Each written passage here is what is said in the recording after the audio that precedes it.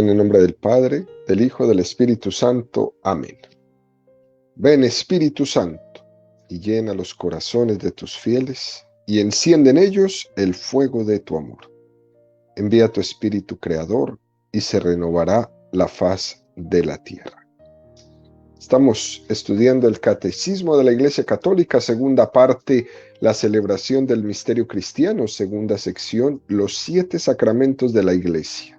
Capítulo primero, los sacramentos de iniciación cristiana. Entramos en el artículo 3, el sacramento de la Eucaristía. Entramos en este nuevo artículo, donde el Catecismo va a dedicar 97 números a profundizar sobre este misterio central de la fe católica. Ya hemos recorrido 71 números hablando sobre el bautismo y 36 números hablando sobre la confirmación. Número 1322 del Catecismo de la Iglesia Católica dice: la Sagrada Eucaristía culmina la iniciación cristiana. Los que han sido elevados a la dignidad del sacerdocio real por el bautismo y configurados más profundamente con Cristo por la confirmación, participan por medio de la Eucaristía con toda la comunidad en el sacrificio mismo del Señor. Es un número precioso para empezar nuestra catequesis eucarística. Recordemos que los 7 sacramentos están divididos en 3 partes. Los sacramentos al servicio de la comunidad, matrimonio y orden sacerdotal. Los sacramentos de sanación, penitencia y unción de enfermos. Y los sacramentos de iniciación cristiana, bautismo, confirmación y Eucaristía. Como ya hemos dicho en otras ocasiones, que no es cuestión de que entendamos lo de iniciación cristiana en el sentido de que uno comienza una carrera y al cabo de 5 años le dan el título y ya es un médico, ya es un ingeniero, un arquitecto. No es eso en la vida espiritual. En la vida espiritual siempre estamos iniciando en la vida de la fe. La Eucaristía es un sacramento de iniciación. No es solamente la primera comunión, también la última, a la que le llamamos el viático. Que llamemos sacramento de iniciación al sacramento de la Eucaristía es porque siempre estamos comenzando en la vida de fe. Por eso, queridos amigos, nunca cansarnos de estar siempre comenzando. Siempre mi Eucaristía es igual de válida la primera, la segunda, la tercera, la cuarta. Esa persona que con 90 años va a la Santa Misa y recibe la Eucaristía, se está iniciando. Toda la vida iniciando. Es algo precioso. En este número, el Catecismo nos dice que con la Sagrada Eucaristía culmina la iniciación cristiana. No en la primera comunión. De hecho, el nombre de primera comunión no es correcto, es Eucaristía. La primera, la última, todas, Eucaristía. En esta cultura, donde hemos hecho una especie de socialización de los sacramentos, hacemos de los sacramentos actos sociales. Y, por ejemplo, le damos muchísima importancia a eso que se le llama primera comunión. Mientras que lo más importante es que esa comunión nos está introduciendo en un camino donde siempre nos estamos iniciando. No tendría ningún sentido la primera comunión si no hubiera una segunda y una tercera y una cuarta Eucaristía. ¿Por qué decimos esto? Porque es que el sacramento no es una excusa para una reunión familiar. Un sacramento es un encuentro personal con Jesucristo donde nosotros somos como los discípulos de Maús, a cuyo camino salió Jesús y cuyos ojos se abrieron al partir el pan. Fíjense, queridos amigos, los niños son mucho más sensibles a esto que los mismos adultos.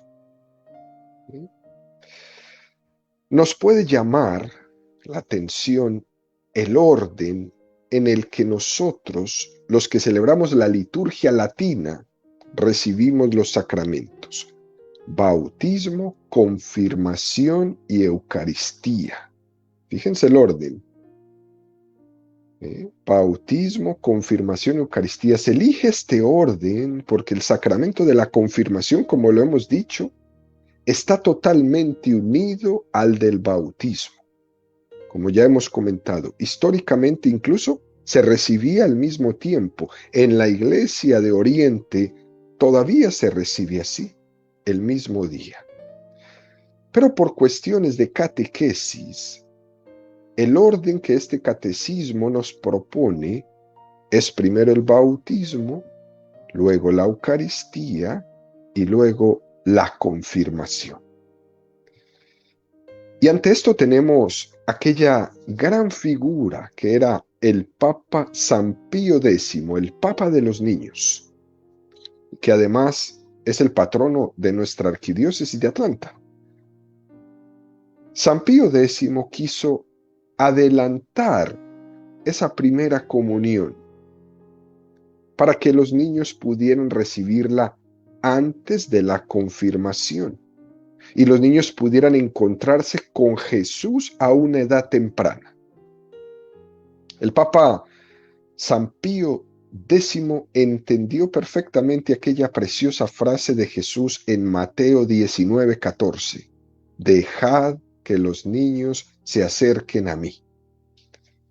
Y entonces el Papa Pío X, el 8 de agosto de 1910, por un decreto llamado Quam Singulari, el Papa establecía que se pudiera admitir a los niños en el sacramento de la Eucaristía desde la edad de los 7 años. Es un regalo que los niños puedan encontrarse con Jesús a una edad temprana. Y termina este número del catecismo diciendo: los que han sido elevados a la dignidad del sacerdocio real por el bautismo y configurados más profundamente con Cristo por la confirmación, participan por medio de la Eucaristía con toda la comunidad en el sacrificio mismo del Señor. Lo clave de la Eucaristía, queridos amigos, es que podamos participar en el sacrificio del Señor en la cruz.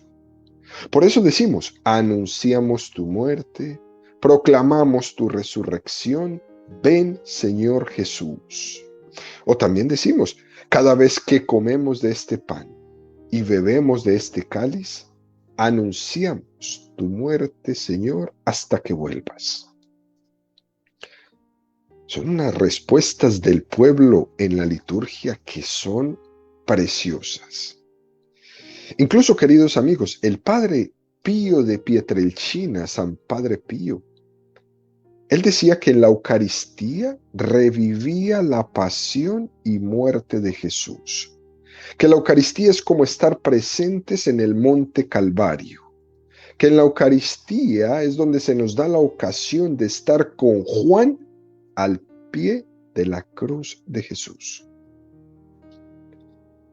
Incluso podríamos traer a nuestra imaginación, queridos amigos, las imágenes que son muy comunes de las pinturas de las escuelas holandesas, estas escuelas flamencas que se llaman, donde se suele ver el detalle donde cuando Jesús está crucificado, ellos pintan unos querubines con unos cálices en la mano, ahí en la crucifixión en el monte Calvario, y ellos en ese cáliz van como volando y se ponen en cada una de las heridas de Jesús para recoger en ese cáliz las gotas que van cayendo de las heridas, las manos, los pies, el costado. Es una manera como el arte nos indica, ¿no? Que no se desperdicie ni una sola gota de la sangre redentora de Cristo. Y por eso pintan estos querubines recogiendo en esos cáliz la sangre de Jesús. Dicho esto, el catecismo nos propone el número 1323 que dice: nuestro Salvador, en la última cena, la noche en que fue entregado, instituyó el sacrificio eucarístico de su cuerpo y su sangre para perpetuar por los siglos hasta su vuelta el sacrificio de la cruz y confiar así a su esposa amada la Iglesia el memorial de su muerte y resurrección, sacramento de piedad, signo de unidad, vínculo de amor, banquete pascual en el que se recibe a Cristo. El alma se llena de gracia y se nos da una prenda de gloria futura. Bueno, este número es impresionante, supremamente profundo.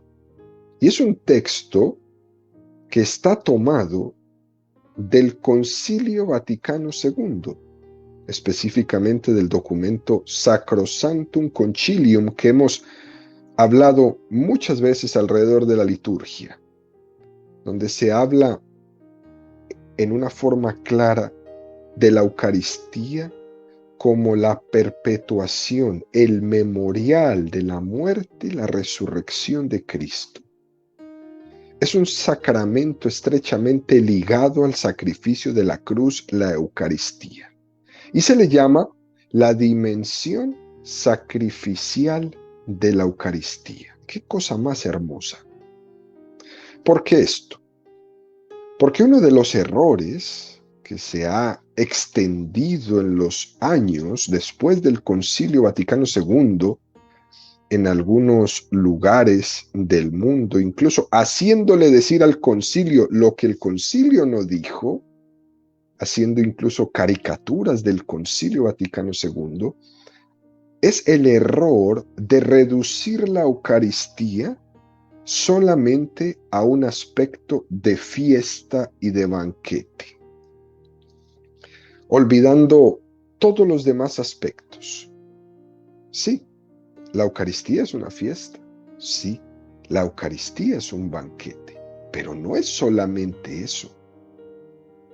La Eucaristía tiene una dimensión de sacrificio. Este es el aspecto incluso más importante que fiesta y banquete. El aspecto de la dimensión sacrificial de la Eucaristía, la muerte y resurrección de Cristo. Y esto es importante, queridos amigos, que lo volvamos a traer, porque se convierten muchas veces las Eucaristías en una sensación de fiesta y banquete y de bulla y de ruido y de cosas, donde se pierde que aquí lo que vinimos fue a acompañar a Jesús en la cruz. Ahí ha habido nuevamente un monte Calvario.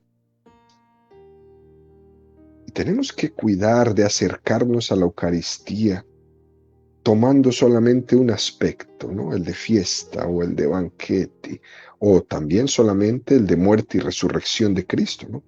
Todos. Ante Dios tenemos que acercarnos descalzos, así como Moisés en el evento de la zarza ardiente, porque estamos pisando suelo sagrado y no dejar nada por fuera. Porque la Eucaristía es un misterio que nos supera. Y no se puede seleccionar en ese misterio unas cosas sí y otras cosas no. Un aspecto que me es más simpático que otro y los demás los desecho. Recibimos este misterio en su totalidad. De hecho, queridos amigos, sabemos cómo la palabra misterio es lo que nos refiere, algo que nos supera, que nos trasciende y que no podemos resumir en conceptos únicamente míos.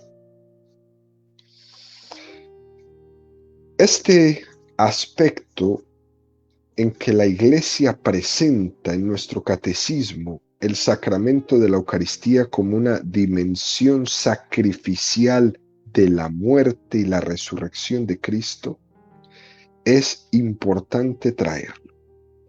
Que el Señor nos permita participar del sacrificio de la cruz en la Eucaristía. Y eso no es algo superficial.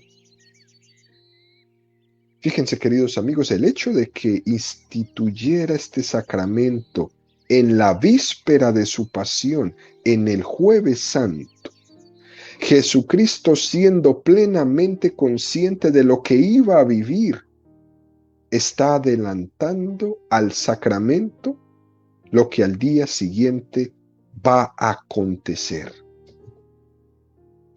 Lo que pasó el Viernes Santo es un acontecimiento histórico. Lo que pasó el Jueves Santo es un sacramento.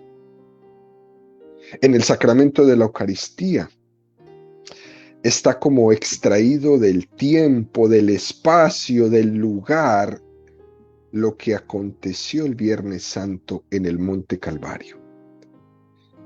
Y lo recordamos de la misma manera, sea en el Polo Norte, en el Polo Sur, sea en el siglo I o sea en el siglo XXI.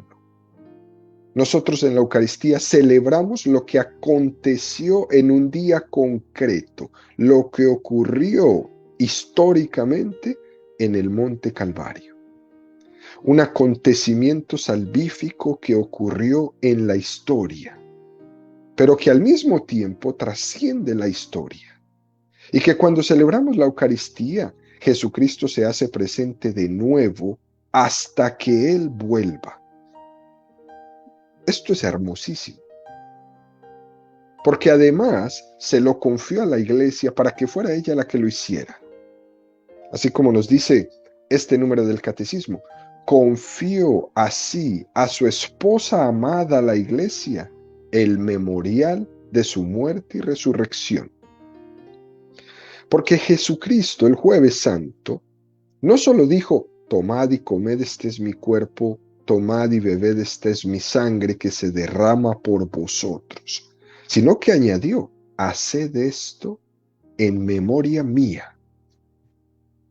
Jesús entrega a la Iglesia el sacramento de la Eucaristía. Y así podemos entender cómo es que la Iglesia cuida, preserva la Eucaristía. Cómo la liturgia de la Iglesia Católica es hermosa, limpia, digna. No se puede cambiar a capricho de nadie. Jesucristo se la entregó hasta que Él vuelva. Es decir, que cuando Jesús vuelva, ya no será necesaria la Eucaristía. Cuando se terminarán las misas, cuando Jesús vuelva. Porque entonces, en ese momento será el encuentro con Él directamente, sin necesidad de la mediación del sacramento. Pero mientras Jesús no venga, está la Eucaristía para encontrarnos con Él. Por eso el que no comulga se queda sin este regalo. Y por eso es que la Iglesia es tan insistente en invitar una y otra vez a todos a tomar la comunión, a prepararse para tomar la comunión. Por eso hasta el mismo Papa dice es que es tan importante que vamos a permitirle a los niños, desde el uso de razón, los 7 años, poder desde ahí hacer su comunión. Hasta que Él vuelva. Y el catecismo en este número, queridos amigos, nos especifica una serie de efectos de la Eucaristía. Y hace una lista preciosa Dice, el memorial de su muerte y resurrección, sacramento de piedad, signo de unidad, vínculo de amor, banquete pascual en el que se recibe a Cristo, en el que el alma se llena de gracia, en el que se nos da una prenda de gloria futura. ¡Qué cosa más bella! Esto lo iremos explicando durante las siguientes catequesis, ¿no? Cuando hablamos de la prenda de la gloria futura, que es la Eucaristía, es como decir, aquí tienes un adelanto del cielo. El cielo va a consistir como en el acto de la comunión, estar con Cristo, ser uno con Cristo. Eso es el cielo. Ciertamente cuando tenemos esa prenda de gloria futura, tenemos una especie de insatisfacción. Digo, comulgo, estoy con Cristo, pero mis sentidos me lo ocultan. Y tengo que percibirlos por la fe, hasta que Él vuelva. Nosotros los católicos no nos imaginamos el cielo desde una visión carnal. Hay algunas religiones en el mundo que perciben el cielo desde lo carnal. Religiones que perciben el cielo desde el poder desatar las apetencias carnales. Por ejemplo, hay religiones que presentan el cielo como una fiesta grande donde tú puedes comer y beber a tu antojo, ¿no? Barra libre, como se dice.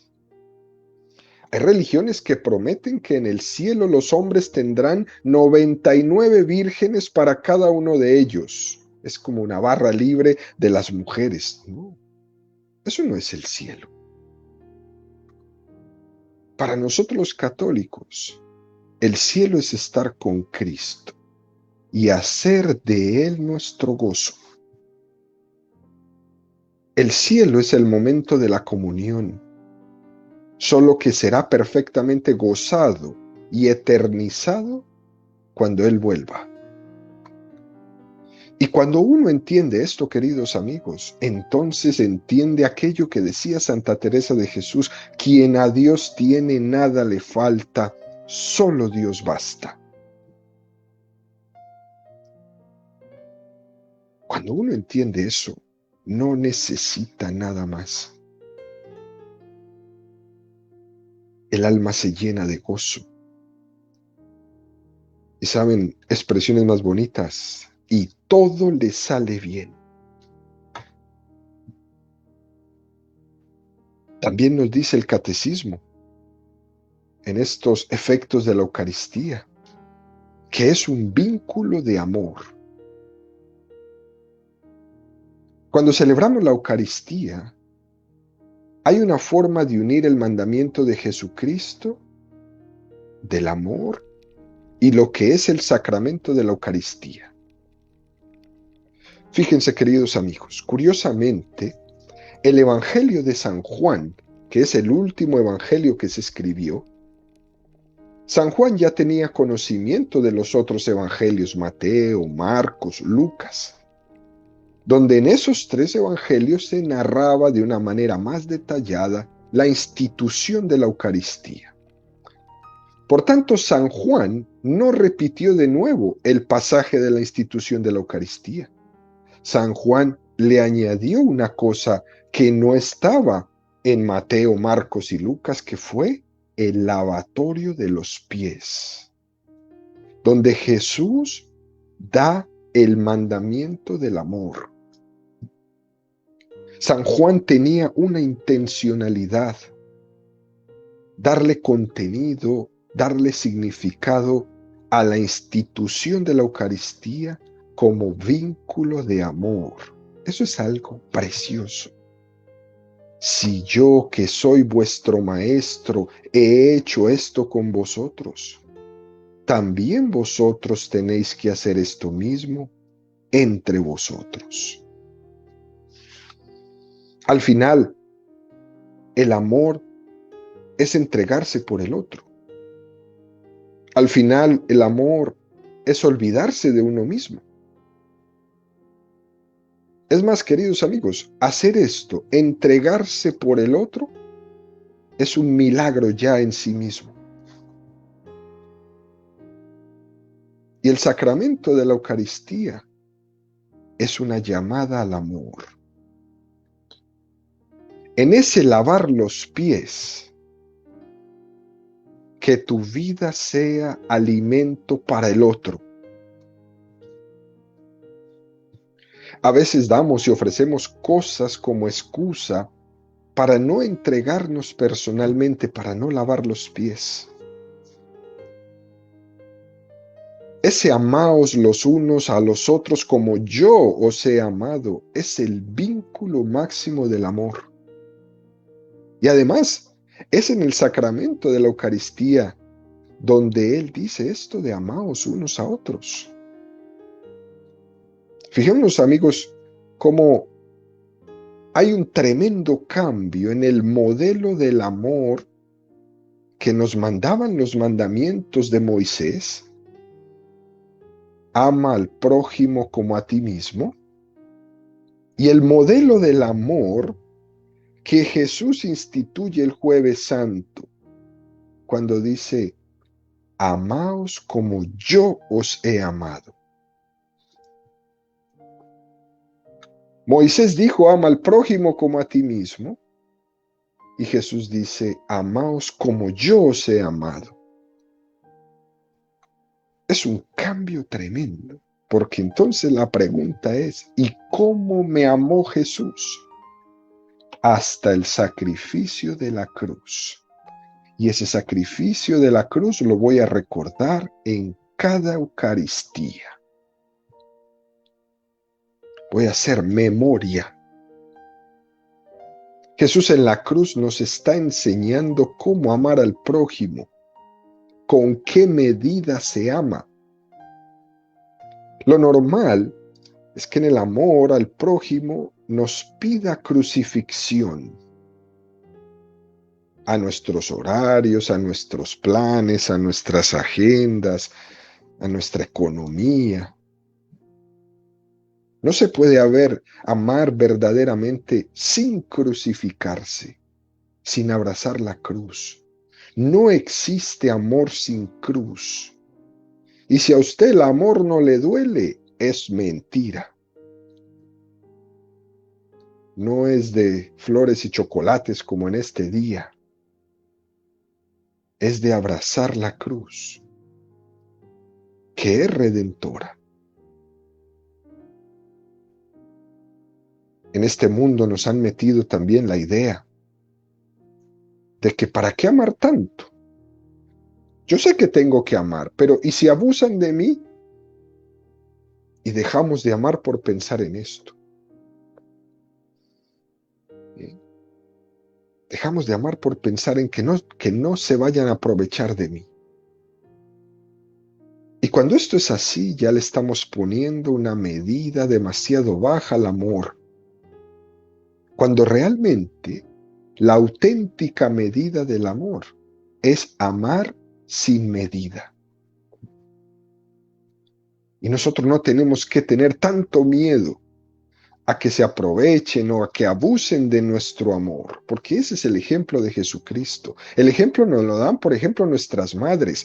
¿Cuántos de nosotros no hemos abusado del amor de nuestras madres? Todos. O dicho al revés, ¿no? Es que se puede amar con amor maternal sin dejar que el hijo abuse de la madre.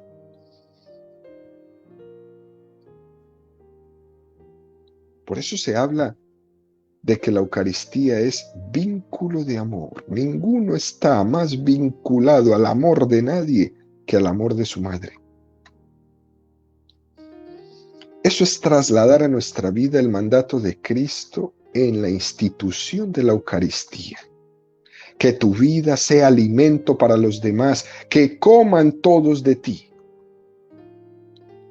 Esto es precioso. Hay que dedicarle muchísimo tiempo a darle vuelta en nuestra vida. Después nos dice que esta Eucaristía es sacramento de piedad. Qué cosa más hermosa. Uno de los dones del Espíritu Santo recibidos en el sacramento de la confirmación era el don de piedad.